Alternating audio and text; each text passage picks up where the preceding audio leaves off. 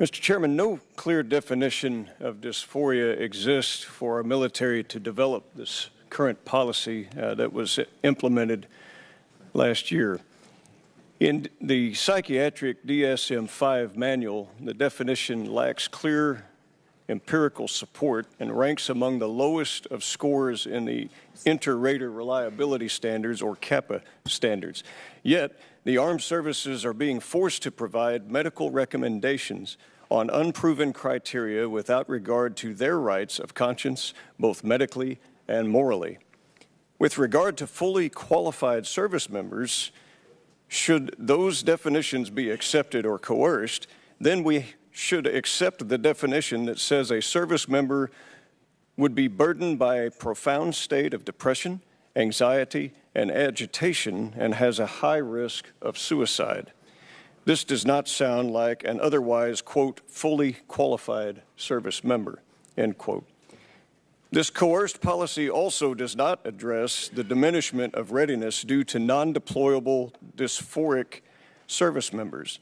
It places the priorities of a dysphoric non-deployable service member who constitutes, by one studied estimate, at 1 in 20,000 individuals, and it sidelines the readiness, it sidelines the morale, the welfare, the rights, and privacy concerns of 99.9999% of the armed forces.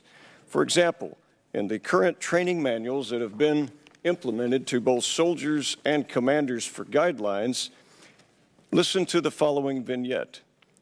Following her transition from male to female, which did not include sex reassignment surgery, a transgender soldier begins using female barracks, bathroom, and shower facilities.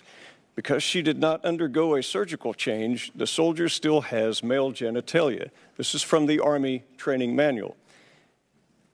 The guideline, all soldiers should be respectful of the privacy and modesty concerns of others. However, transgender soldiers are not required or expected to modify or adjust their behavior based on the fact that they do not match soldiers.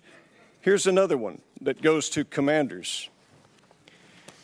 A soldier has completed Army gender transition from female to male as indicated in DEERS. The soldier did not have sex reassignment surgery and recently stopped taking male hormones in order to try and start a family.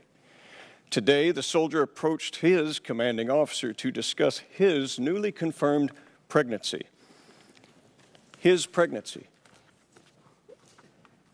Transgender soldiers under these vignettes are not required or expected to modify or adjust their behavior, but everyone else is, violating their privacy, their rights, their morality, and their unit cohesion.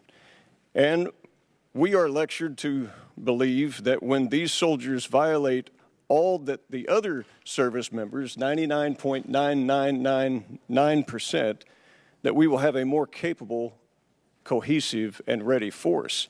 Under the leadership vignette, when we have a coerced policy that diverts leaders and commanders from combat readiness and cohesion to accommodate the impossible moral construct of pregnant men, and how this impossibility will make a more capable and ready force, I suggest, Mr. Chairman, that we have lost our way as a nation.